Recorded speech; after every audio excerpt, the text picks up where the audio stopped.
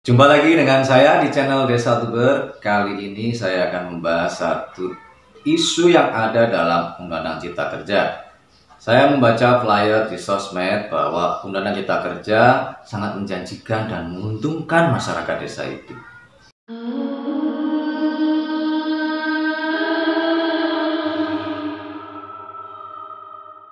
Ada sisi yang mendukung bahwa ini adalah satu norma hukum baru yang mengakui status Badan Hukum BUM Desa atau saya singkat dengan status BH BUM Desa. Tetapi di sisi lain sebenarnya saya bisa melihat secara berlawanan pengakuan status BH BUM Desa itu bukanlah hal yang baru. Tahun 2020 ini hanya semacam puncak dari gunung es. Tetapi kalau kawan-kawan lihat dalam sejarah hukum tahun 2004 sampai 2005, status BH BUM Desa itu sudah pernah dilakukan, tetapi hasilnya apa? BH BUM Desa hanya terbentuk sebagai satu lembaga keuangan saja yang mengurusi tentang simpan pinjam dan seterusnya. Tetapi akhir-akhir ini setelah tahun 2015 terjadi kerugian. Penelitian-penelitian yang kami lakukan baik itu di Jawa Timur, kaitan banyak sekali BUM Desa yang tanda petik menerima status BH BUM Desa sebagai lembaga simpan pinjam, perkreditan dan seterusnya justru mengalami kerugian. Mengapa itu terjadi? Karena pada hakikatnya BUM Desa itu mengelola sumber daya yang ada di dekatnya, bukan soal uang maupun kekuasaan. Saksikan video ini sampai selesai. Konsisten dengan beberapa video sebelumnya pada channel ini, saya akan membahas diskursus BH BUM Desa pada Undang-Undang Cipta Kerja yang mengubah sebagian ketentuan dalam Undang-Undang Desa ini dengan cara pendekatan sosiologi hukum.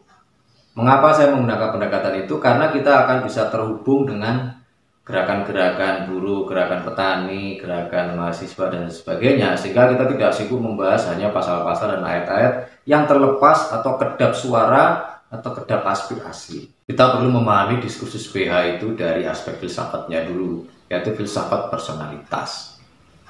Perbincangan tentang badan hukum itu selalu memisah antara manusia dengan organisasi badan hukum sendiri. Jadi pengaturan apapun terhadap BH itu bukan mengatur manusia, tapi mengatur diskursus tentang BH, diskursus tentang organisasi BH itu. Simpulannya, undang-undang itu kalau mengakui badan hukum desa, maka dia sebenarnya tertuju pada subjek organisasi BUM Desa, belum tentu pada manusianya. Nah, praktek-praktek semacam ini oleh Ron Harris disebut dengan hukum inkorporasi, yaitu pengakuan status BH berdasarkan rekognisi formal. Tindakan rekognisi formal ini berlangsung melalui satu peraturan perundang-undangan. Nah, kawan-kawan sering kan kalau mengikuti kuliah itu membaca teorinya Hans Kelsen tentang heuristic persons. Jadi satu BH itu atau organisasi tentang BH hanya mungkin diakui sebagai BH, hanya mungkin disebut sebagai BH kalau hanya ada dalam peraturan perundang-undangan. Dan itu harus di statement secara jelas. Kasusnya seperti BPJS. BPJS itu kan diakui sebagai badan hukum publik. Tetapi ini pengakuan BPJS dan BUM Desa ya sama saja sebenarnya kalau dilihat sebagai hukum inkorporasi, yaitu hukum yang mengakui status badan hukum dari organisasi usaha tertentu berdasarkan kekuatan aturan undang-undangan. Ini disebut praktek hukum inkorporasi. Kelemahannya adalah praktek hukum inkorporasi itu cenderung melahirkan juga organisasi-organisasi usaha yang sifatnya fiksi. Secara guyon begini gampangnya. Anda mendirikan PT berdasarkan undang-undang PT, tetapi usaha yang dilakukan itu belum ada. Sehingga kalau menggunakan teorinya von Savigny, badan hukum yang Anda dirikan itu sebenarnya kategori fiksi. Jadi dia itu ada aspek imajinasi untuk apa yang dia kerjakan.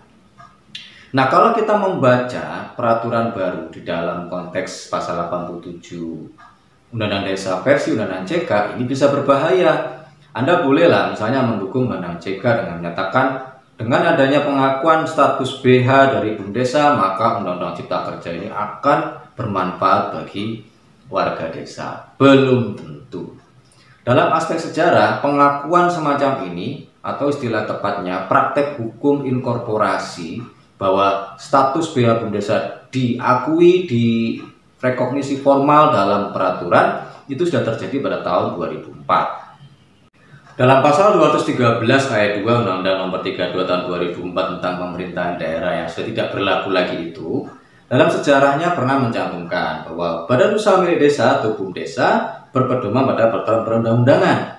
Tetapi kalau kita buka lagi penjelasannya, di dalam penjelasan pasal 213 ayat 2 Undang-Undang Pemda, BUMDesa adalah badan hukum sebagaimana diatur dalam peraturan perundang-undangan. Jadi ini pasal sisipan, ayat sisipan sebenarnya. BUMDesa diakui dengan menyisipkan satu kaidah penjelasan di dalam pasal tersebut. Kalau kita lihat dalam konteks teori pembentukan peraturan perundang-undangan, sebenarnya penjelasan tidak boleh membuat definisi baru kan. Tetapi itulah yang terjadi dalam konteks kita, bahwa konsep-konsep badan hukum BUMDesa atau BH BUMDesa itu sudah pernah terjadi. Pengakuannya juga muncul dalam undang-undang. Kaidah hukum dalam konteks sejarah peraturan kita yang sudah mengakui BH BUMDesa ini jangan dilupakan loh efeknya. Memang secara perancangan peraturan perundang-undangan buruk. Undang-undang Pemda yang lama ini mengakui BUMDesa tetapi disisipkan di penjelasan, sehingga kadang-kadang publik atau orang awam tidak tahu bahwa BUMDesa sudah diakui secara normatif sebagai badan hukum. Nah, perkembangannya disaksikan di layar, ada PP 72 tahun 2005 tentang desa yang merupakan peraturan derivatif atau turunan dari Undang-Undang Pemda yang lama itu. Kawan-kawan bisa melihat ketentuan pasal 78 ayat 3 PP nomor 72 tahun 2005 tentang desa memang sudah menyatakan BUMDesa sebagai badan hukum. Tetapi karakteristiknya lebih ke badan hukum lembaga bisnis. Mengapa itu terjadi? Karena nalarnya para perancang peraturan di masa itu lebih melihat sejarah badan-badan korporatif di desa seperti Lembaga Perkreditan Rakyat atau Volkskreditinstellingen, ada Badan Kredit Desa, Lumbung PT Nagari, dan seterusnya. Baik lewat Undang-Undang Pemda maupun PP 72 tahun 2005 tentang desa, imajinasi sosiologisnya hanya berhenti pada konteks LKM atau lembaga simpan pinjam.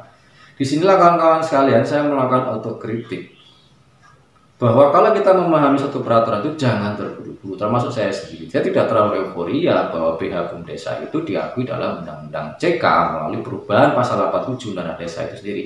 Karena apa? Sekalipun pengakuan formal terhadap BH BUMDesa itu berhasil dilakukan, entah itu Anda klaim sebagai perjuangan politik, sayangnya pada prakteknya sejak tahun 2005 banyak BUMDesa berdiri hanya menjalankan simpan pinjam saja, tetapi gagal untuk melakukan pengelolaan terhadap sumber-sumber daya di setempat, sumber-sumber daya air atau sumber daya alam setempat. Justru yang berhasil kalau kita lihat secara sosiologis, fakta-fakta bahwa ada desa BUMDesa di Pleberan, BUMDesa di Labuan Batu misalnya, atau Ponggok, yang justru mengelola sumber daya itu muncul prakarsanya setelah kinerja BUMDesa yang ngurus keuangan itu gagal, tagihan naik. Jadi kawan-kawan sekalian, hati-hati kalau melakukan pembacaan, termasuk saya sendiri juga akan sangat berhati-hati untuk membaca bahwa tidak semua aturan yang muncul itu harus dieuforiakan, sudah dijamin pengakuan. Mengapa? Karena kalau kita lihat secara teoritis, nanti saya sebenarnya mau sangkut pautkan dengan video yang lain, bahwa undang-undang yang lama yang mengakui BUMDesa sebagai BH itu menurut saya lebih kategorisasi praktek hukum inkorporasi dan memfiksikan BUMDesa sehingga terjadi korporasi fiksi. Ini berbeda kalau kita memandang BUMDesa dengan konteks BH organik. Basisnya adalah dia harus melakukan usaha nyata dulu, entitas dia sendiri orangnya manusia juga nyata, orangnya dapat dikenali, pemetaan bisnisnya juga jelas yang berkaitan dengan common pool resources atau sumber daya bersama, bukan uang. Ini kalau dibaca secara sosiologis bahwa BH BUMDesa yang model lama, BH BUMDesa lembaga bisnis keuangan itu sudah gagal. Mungkin masih ada yang bisa sukses dalam konteks itu ya, tetapi tidak menjadi satu usaha yang monolog atau usaha yang monolitis dan tunggal. Sebaiknya juga berkembang ke arah lain. Nah, pengelolaan sumber daya setempat itulah atau sumber daya bersama ini akan lebih menjanjikan sebenarnya. Kalaupun terjadi kerugian, masih ada manfaat. Apa manfaatnya? Warga semuanya ikut membangun dan ikut aktif dalam pengelolaan perawatan sumber daya bersama. Tapi kalau hanya merawat uang, simpan pinjam, ketika uang habis yang dirawat kan hanya konfliknya, bukan merawat kekeluargaan dan gotong royongan. Kehati-hatian yang juga berlaku bagi saya sendiri adalah ketika memaknai BH Bumdesa itu dalam perspektif lama. Teman-teman harus hati-hati, ini korporasi fiksi. Ketika saya ceritakan tadi Bumdesa yang bergerak dalam konteks BH Bumdesa lembaga bisnis, maka dia dikotak sedemikian rupa oleh PP. Makanya saya kurang setuju sebenarnya PP itu menjadi satu tambahan dalam pasal 87 Undang-Undang Desa ini yang diubah oleh Undang-Undang CK. Kenapa? Itu bisa mengundang perdebatan-perdebatan yang tidak perlu dan implementasi yang sangat sumir. Contohnya begini, ini PP 72 tahun 2005. Pasal 78 ayat 3 Anda saksikan di layar, yang tergolong BH dapat berupa lembaga bisnis, yaitu unit usaha yang kepemilikan sahamnya berasal dari Pemdes dan masyarakat seperti usaha mikro kecil dan menengah, LKM perdesaan, dan sebagainya. Anda kalau melihat ini, ketentuan ini berarti apa? Bumdesa itu tidak lebih hanya sekedar tempat transit uang, tetapi uangnya itu beredar pada konteks unit usaha bisnis itu.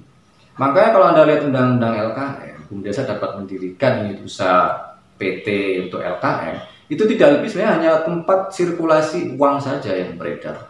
Tetapi partisipasi warganya kan minim.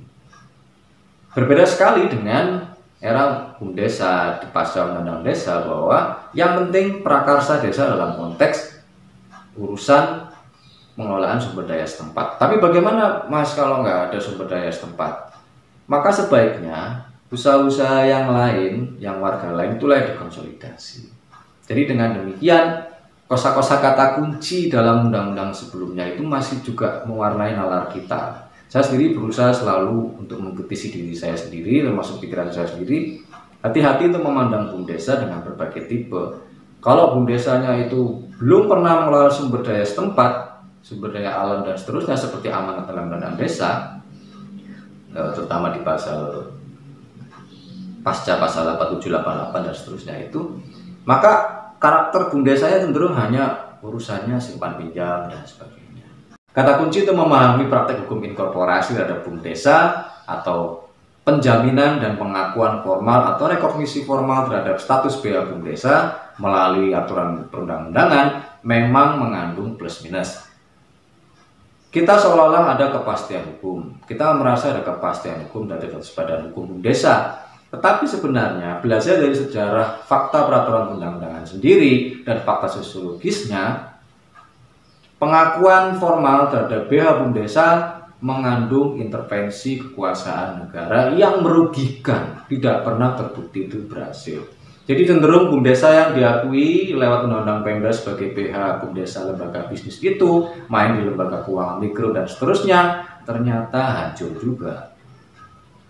Justru yang muncul yang menjanjikan adalah prakarsa-prakarsa desa mengelola sumber daya air, mengelola sumber hal-hal yang berkaitan dengan common resources.